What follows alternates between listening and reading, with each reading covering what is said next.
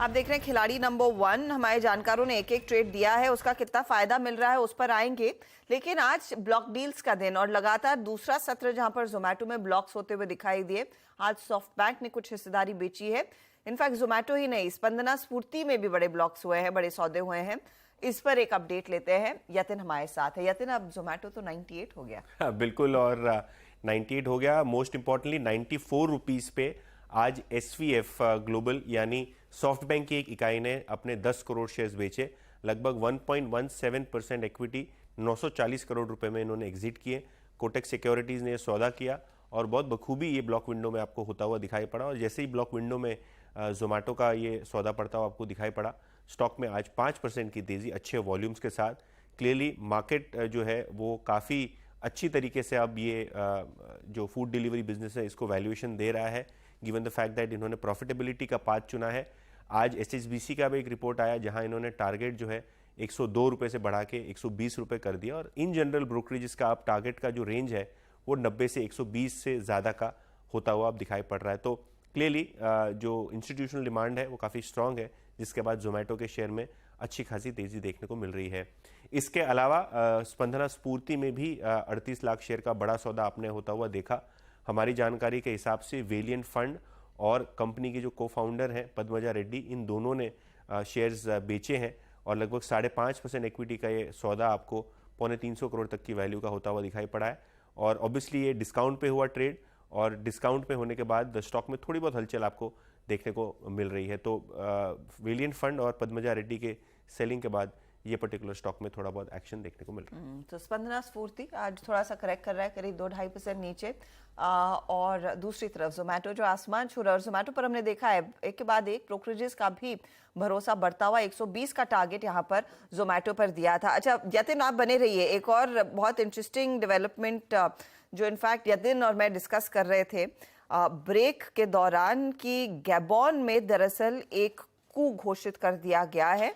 और ये हुआ है जब हाल ही में इन्होंने दरअसल तीसरी दफा उनके मौजूदा प्रेसिडेंट को नियुक्त किया। अब गैबॉन की आर्मी ने देश पर कंट्रोल सीज कर लिया है। इसका इम्पैक्ट कुछ भारत में लिस्टेड कंपनियों पर आ सकता है। यतिन, क्या डिटेल्स हैं?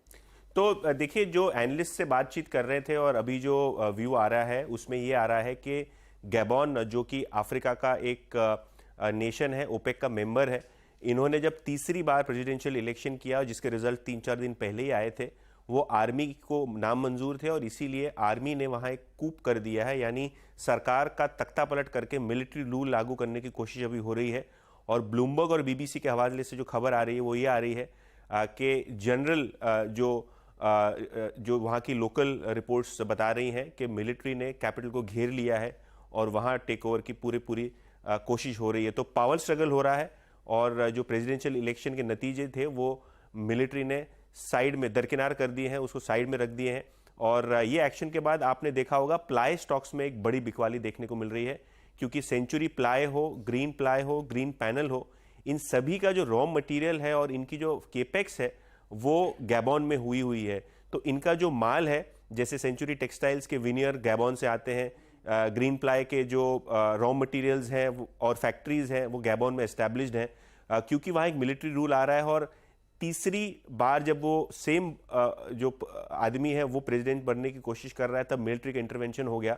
तो शायद एक सेंटिमेंटल नेगेटिव अभी इन प्लाई कंपनीज पे आपको आता हुआ दिखाई पड़ रहा है। श्योरली शॉर्ट टर्म में तो थोड़ी बहुत दिक्कत का मामला रहेगा, क्योंकि आपको नहीं पता कि जैसे ही पावर चेंज होगा जो वहाँ फैक्ट्रीज है, वहाँ जो बिजनेसेस है उनका क्या होगा।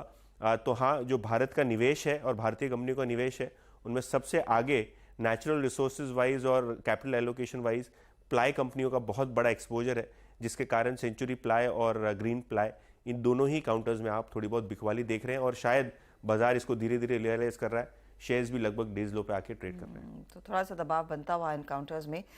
इस पैक पर नजरें रहेंगी, क्योंकि बड़े पैमाने पर इन कंपनियों ने वहां पर सोर्सिंग की हुई थी गैबॉन से प्लाईवुड के लिए, स्पेशली जैसे यतिन मेंशन कर रहे हैं, विनियर यूनिट भी सेंचुरी प्लाई की वहां पर लगी हुई है। तो नजर रखनी चाहिए इस काउंटर्स पर। शुक्रिया यतिन इस अपडेट पर। ये डेवलपमेंट आ रही थी तो हमने सोचा उसको आपके सामने पेश कर दिया जाए। चलिए फटाफट से एक रिकैप अब आपके लिए लेकर आएंगे खिलाड़ी नंबर 1 के ट्रेड्स का, जहां पर एक एक स्टॉक हमारे जानकारों ने दिया है। अब उसका कितना फायदा मिल रहा है ये आपकी स्क्रीन पर है। है। हरीश ने हैल नया स्टॉक जोड़ा, हालांकि यहाँ पर जो टारगेट स्टॉप लॉस है वो आप दिखाइएगा प्लीज। 4120 के टारगेट के साथ इन्होंने तेजी की है। 3870 का स्टॉप लॉस थोड़ा सा ड्रैग कर रहा है। वरुण बेवरेजेस ये कैरी कर रहे थे, वहां पर भी थोड़ा सा फ्लैटिश टू नेगेटिव ट्रेड है। नवीन फ्लोरिन 0.71% तक के रिटर्न्स दिखा रहा है। ये टारगेट स्टॉप लॉसेस अगर आपने मिस किए हैं तो वो भी आप नोट कर सकते हैं। अगला आप पोर्टफोलियो लेकर आइएगा हमारे अमित का। चलिए, तो अमित ने टाइटन जोड़ा, 3350 का टारगेट है, 3000 का स्टॉप लॉस, और एनटीपीसी इन्होंने कैरी किया 232 के टारगेट के लिए, और 9900 का टारगेट है मारुति का जो ट्रेड कैरी कर रहे हैं। रिटर्न्स अब आपकी स्क्रीन पर आ जाएंगे यहाँ पर।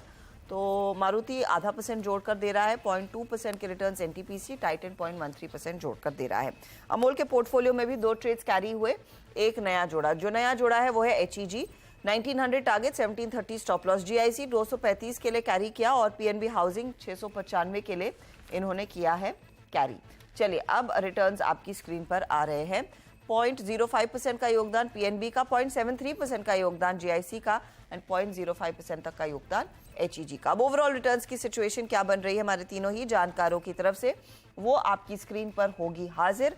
मुनाफे का मीटर अभी भी हरीश के ही फेवर में, 4% के रिटर्न्स इधर। अमित आ चुके हैं पॉजिटिव टेरिटरी में, 0.16% का पॉजिटिव गेन, एंड अमोल ने भी अपने पोर्टफोलियो में रिकवरी दिखाई है, अब -0.2% के रिटर्न्स है। पूरा दिन बाकी है और 2 दिन और बाकी है दरअसल इस हफ्ते के लिए। तो हमारे जानकारों की तरफ से आई एम श्योर बड़े सौदे आएंगे, उसका फायदा भी आपके हाथ लगता हुआ दिखाई देगा। ऑल द बेस्ट आप तीनों को आज के लिए। जो भी बदलाव हमारे जानकार करेंगे पोर्टफोलियो में आगे, उसका अपडेट हमारे सोशल मीडिया हैंडल्स पर आएगा, और साथ ही 1 बजे मिड कैप मंत्र में हम रिकैप वैसे भी लेकर आते हैं। लेंगे इस मोड पर एक ब्रेक। आगे आप देखिएगा कमोडिटी मार्केट का पूरा एक्शन।